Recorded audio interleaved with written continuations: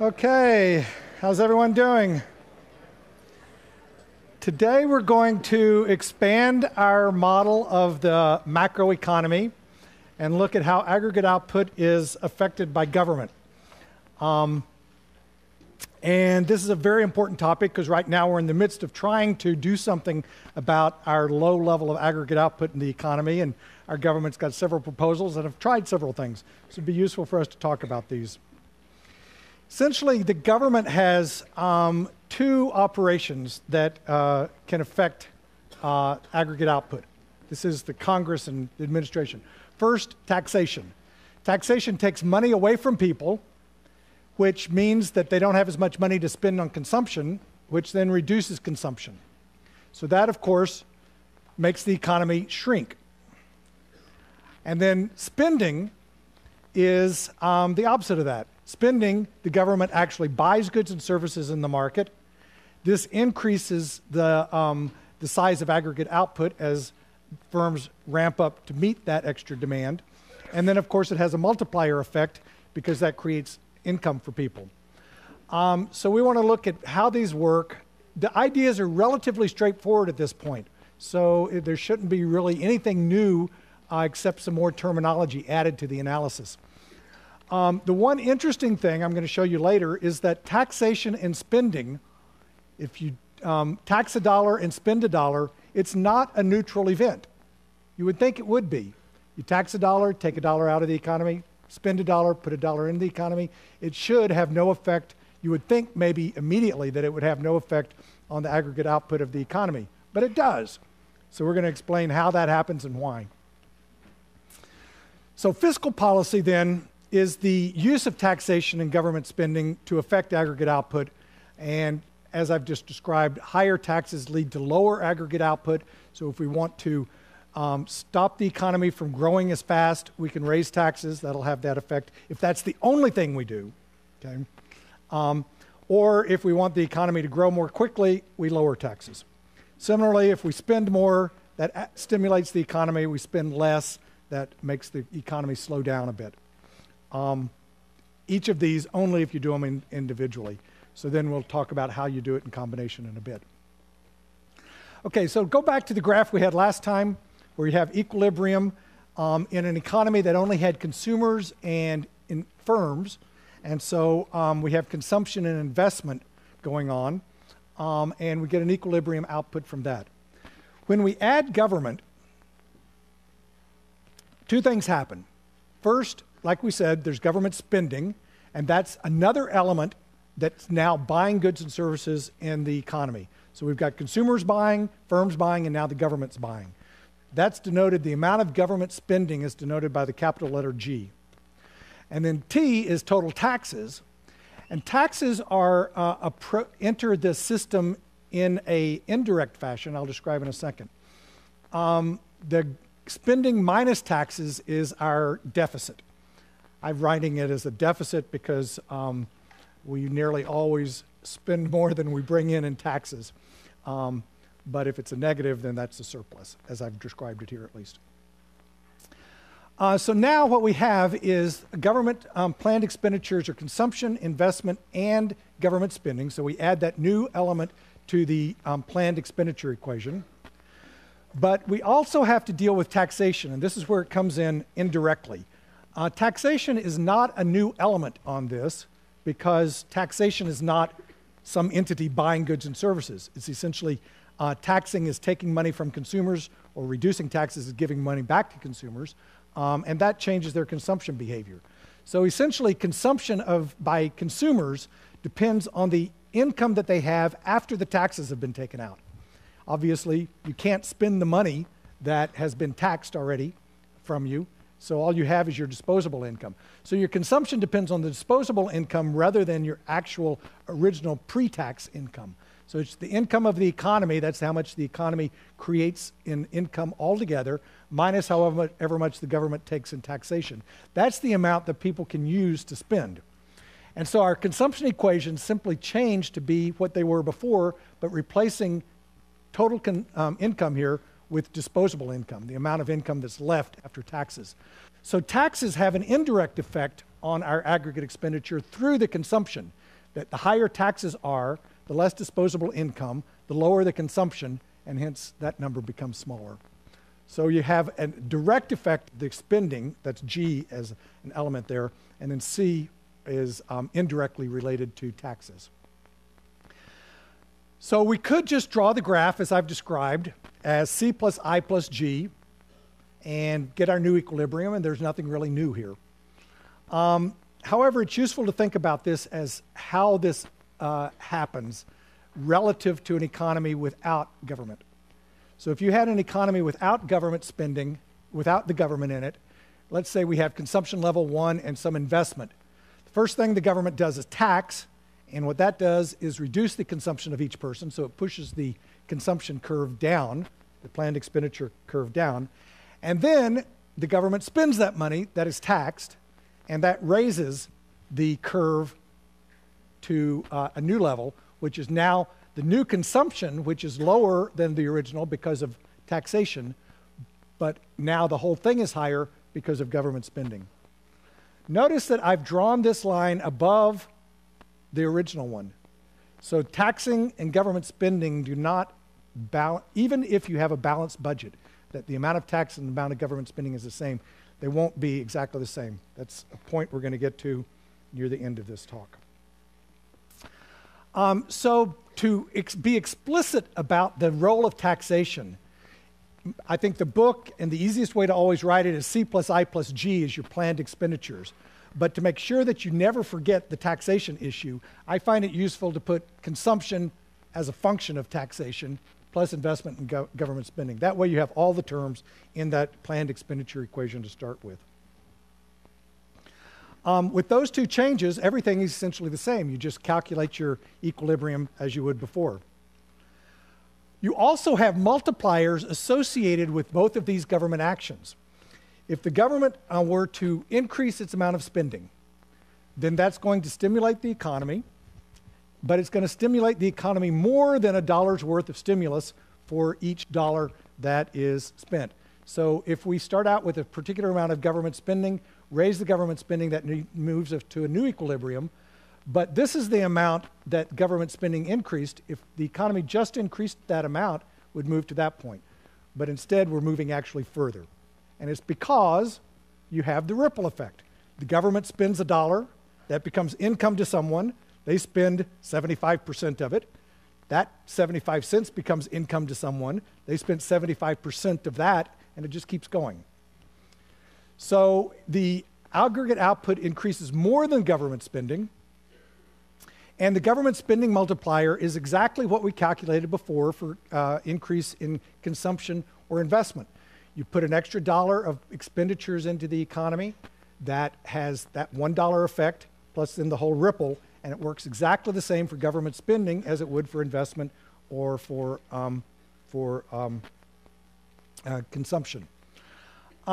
This is why when we had our stimulus package, there was a lot of criticism because the economy was down relative to what it would be expected to be, far more than the stimulus package was pumping into the economy.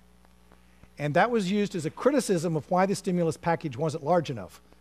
Everyone always criticizes these things. Some people criticized it because it was too large, some people criticized it because it was too small, but the ones that were criticizing it because it was too small were comparing it against the reduction, the difference between our actual aggregate output and what we could potentially be, and saying it's smaller than that. And that's forgetting the multiplier effect.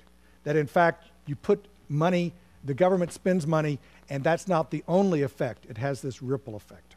So we do want to stimulate less than is needed to fill the whole gap to move to full employment. If we did actually stimulate the whole amount, we'd overstimulate the economy and move into a different problem that we're going to talk about in other lectures. So for example, in this situation where the G multiplier is 4, if we had equilibrium output at 1,000 and we knew full employment output was 1,200 and the multiplier is 4, all we'd need to do is increase government spending by 50 units, because that would bring us 50 times 4 is 200 units higher. So you can, this is called, what's the term? Priming the pump. Does anyone know what priming the pump? You've never heard that phrase? See, you didn't grow up on farms. Priming the pump, back in the old days when you had a pump, you had to pour water into the pump before it could create suction to pull the water out from the ground. So if you had a pump and the pipe going down to the water underground was filled with air, you pump it, it would never create enough suction to pull the water out. So the idea was you had to pour water into the pump to fill up the pipe, and then you start pumping it, and the suction would pull out the water, okay? That's called priming the pump. Everyone who grew up in the old days on a farm knows about that. And that is the analogy that's used to this fiscal policy, that you have to put some money into the economy to get more than that back, is the idea. And it's because of the multiplier effect. Okay, so government spending. The stimulus package did stimulate. It didn't stimulate anywhere near a government multiplier of 4, and that's because everything we're going to talk about after this lecture, interest rates, prices, imports and exports, all of those, the equilibration process in those tend to reduce the multiplier. So we're talking now, the calculation we're doing here is giving you the biggest multiplier that's possible if all those things could be held constant, but they're not. And each of them tends to reduce the multiplier, so the actual multiplier is considerably lower than, say, 4 or 10 or anything like that. But nevertheless, that it still operates that fashion. The effect of taxation is moving in the opposite direction. If you raise taxes, it hurts the economy. This is kind of like the Tea Party argument, though I'm not sure they have the right reason for it. That essentially, as you raise taxes, you're taking money out of the hands of consumers, and hence they don't spend as much, and it reduces the amount of consumption, and hence reduces the size of the economy altogether. This is if you lower taxes and don't do anything about spending. So this is just one change at a time. The opposite of this, of course, is, if you raise taxes and don't change your spending. If you lower taxes, then that stimulates the economy. So we're in a strange position now where we need to stimulate the economy, but we've got this enormous deficit that we need to take care of, and it would make sense to raise taxes to help deal with the deficit problem. But raising taxes is going to necessarily retard our movement towards a full employment economy again. So we're kind of in this dilemma at this stage where the needed tax increases are going to hurt the economy at a time where we really can't handle that anymore. So that's not a prescription of what should be done here, but that is the basis of the dilemma that we're in at this stage. Just as government spending increases the economy by more than $1 of government spending, raising taxes reduces the economy by more than whatever the amount of tax reduction is. So we have a taxation multiplier, and it's greater than 1. But importantly, the taxation multiplier is not as large as the government spending multiplier. The reason should be clear. When you raise taxes, the extra tax is not a reduction immediately in the amount that's spent in the economy. What it means is if you raise taxes by $1, it takes $1 out of consumers' hands. Then consumers respond to that by buying less goods and services. And how much goods and services less do they buy? Whatever their marginal propensity to consume is. Marginal propensity to consume is how much extra do you buy if you get an extra $1, how much less do you buy if you lose an extra $1. And so the immediate effect on the economy is not a $1 change in the economy for a $1 increase in taxes.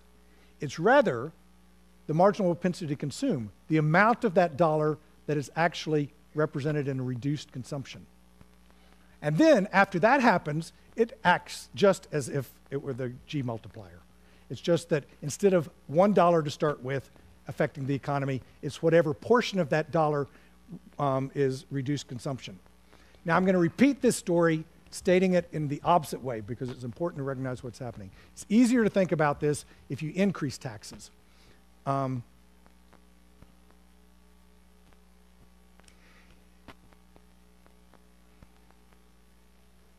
No, it's not. If you decrease taxes, you're giving a person an extra dollar. They don't spend that whole dollar on consumption. They only spend this portion of it. And so by reducing taxes by $1, you do not stimulate the economy by that first dollar. You stimulate the economy only by the portion of that dollar that people spend. And then after that, the whole ripple occurs just as it would otherwise. So essentially, you've got the same kind of multiplier as before, but instead of it happening for each dollar, it happens for the portion of the dollar that is spent. Okay? And the negative sign means that it goes in the opposite direction. If you reduce taxes, consumption rises and the economy rises. If you raise taxes, it goes the opposite. So if we then just plug in our formula, the marginal propensity to consume times 1 over the marginal propensity to consume, this is the G multiplier, and we know that the tax multiplier is marginal propensity to consume times that. Just plug that in. We find out that the tax multiplier is this formula instead of the previous one. And in fact, we can calculate it in our example. It's marginal propensity to consume, which is 0.75, divided by 1 minus marginal propensity to consume, which is 1 minus 0.75 and 0.25. That's 3, which means that if you raise taxes by $1, then the economy falls by $3. Or you lower taxes by $1, the economy rises by $3. So this is the basis of what we're going to talk about in a second, that taxing and spending is not a neutral event. That actually raising taxes has a smaller effect on the economy than spending does. The real question is, what actually is going on and why is that happening? And that's what we're talking about here. In each of the policies that we had discussed before, just spending or taxation, if we're trying to move to full employment, want to stimulate the economy, if we increase government spending without raising taxes, that raises our deficit. We've done that. We're getting bigger and bigger deficits. If we lower taxes, that stimulates the economy. But if we lower taxes and don't reduce spending, then that's going to increase the deficit. We've done that too. We've lowered taxes. Both of those tend to stimulate the economy, but create a larger deficit that at some point in the future we got to deal with. So each of those policies have a short-term benefit of stimulating the economy in the short run and a long-term detriment of creating a larger deficit that we then have to, at some point in the future, reverse those policies, spend less and tax more, which at that point is going to retard the economy. So we're kind of like just postponing the problems by using this fiscal stuff. But hopefully, the reason for doing it is that we're in a crisis now. Hopefully there'll be a time when we're not in a crisis and we can gradually get rid of the deficit. But you got to realize these are huge trade-offs. It's possible, though, to stimulate the economy without raising the deficit. And that's what the basis of these two multipliers tell us. If we were to raise government spending and taxation on a dollar-by-dollar basis, that actually stimulates the economy. We take $1 of taxation, so tax people an extra dollar, and spend it. That stimulates the economy. How do we know that? We can just take our formulas before and do the calculations. If we spend an extra dollar, then the effect of that on the economy is this amount. If we tax an extra dollar, it's the T multiplier, which is that. So the total effect is the sum of these two. Notice the tax multiplier is negative. You raise taxes, you decrease the size of the economy. So the total effect of a dollar increase in taxation and a dollar increase in spending is this amount here. You just do the algebra, You get the numerator equal to the denominator, and it's 1. What this means is, if you increase taxes by 10 and government spending by 10, the economy is going to rise by 10. Essentially, you can get an stimulation in the economy without raising the deficit. So, example, if the full employment is 1,200 and the output and the equilibrium that we're at is 1,000, we can choose to reach that, if the multiplier is 4, by spending 50 extra in government spending. But that creates a deficit that we'll have to make up sometime in the future. Instead, we can choose to do it by increasing both taxes and government spending by 200, the entire amount.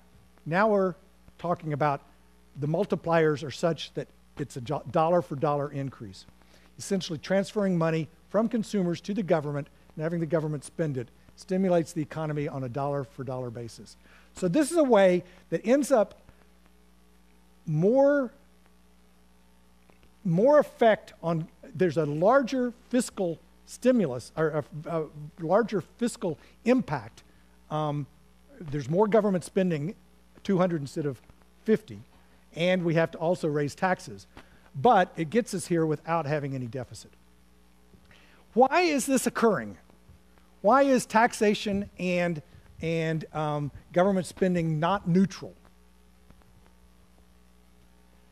The basic reason, and as soon as you see this reason, you can think of lots of other policies that can stimulate the economy without raising the deficit. The reason it's not a neutral policy is that when you tax people, you're decreasing consumption by only the amount of that dollar that they would have spent, not by the whole dollar. Consumers only spend part of their money. The government, if it taxes $1 and spends $1, it's raising the amount of the effect on the economy is to reduce consumption by the marginal propensity to consume, but increase consumption by the government by 1. So there's a net increase. Essentially, the government has a marginal propensity to consume of 1. It spends every dollar it gets. Consumers have a marginal propensity to consume of less than 1. And so taking money from consumers and giving it to the government stimulates the economy. Essentially, it reduces the amount of savings and increases the amount of spending altogether. That's the basic point. So taking money from consumers that don't spend all of it and giving it to the government that does spend all of it necessarily stimulates the economy. Well, as soon as you can think about that, you can think there's lots of parties out there that spend all their money. The government's not the only entity that spends all of its money, and consumers as a general class are not the only class that spends less than all their money. We get back to the thing I mentioned last time. If you take money from people that have high marginal propensity to consume, a low marginal propensity to consume, and give it to people that have a high marginal propensity to consume, then that stimulates the economy. That's all that's happening here, is essentially we're taking money from low marginal propensity to consume consumers and giving it to the government that has a higher marginal propensity to consume, 1. But we can find other entities to do that. Taking money from the rich, giving it to the poor, will stimulate the economy in exactly the same way this does without having an effect on the deficit. Yeah.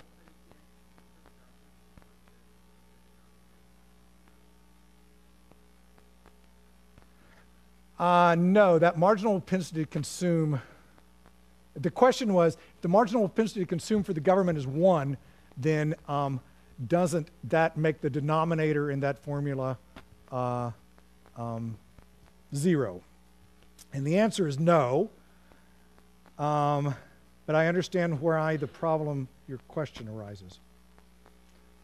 Remember when we calculated this? This is the marginal propensity to consume of consumers, because as soon as $1 is spent, that becomes income to somebody else. You don't have, in this simple model, the feedback loop occurring with the government. that as the economy expands, the government gets more revenue and spends more. Here we have government spending as a G, it's fixed, and taxation. You could build that loop into it also. And in fact, that is built into the more complicated versions of this, to where a dollar is spent, that becomes income to consumers. As consumers get more money, they pay more taxes because they've got graduated, they've got a tax rate on their income.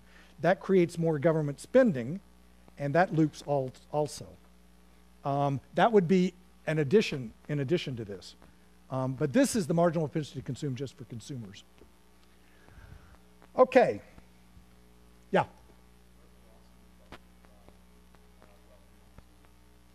The loss of investment if we tax consumers, and so they wouldn't invest as much because they have no incentive to. Is that the idea?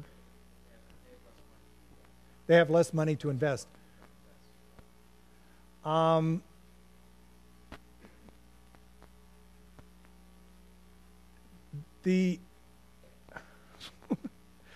going to talk next lecture about savings and investment and what determines the interest rates. When rich people are not spending their money, what they're doing with the remainder of it is saving. So a consumer, when they have income, chooses whether to spend it or save it. And then there's this other entity, firms, that decide how much to invest. And the basic problem here is that people are saving more than investment. That's why we have moved down from full employment. And in fact, getting people to save less will be desirable. So if rich people, you take their money away and they save less, that actually moves us closer to where savings will be equal to investment.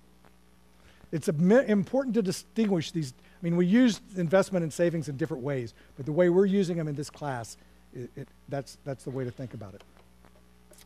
Okay, also I say these things just because I like to make this stuff come across as meaningful and that there's lots of options and ways to think about this. So I don't want you all going home and thinking, oh, Ken Train thinks we should tax the rich and subsidize the poor. I actually do think that, but I want more for these ideas to come across, that it has to do with where the marginal propensity to consume is and how you transfer money across the parties with different levels of that. And each of you can have your own opinions on all of this stuff. Okay, thank you.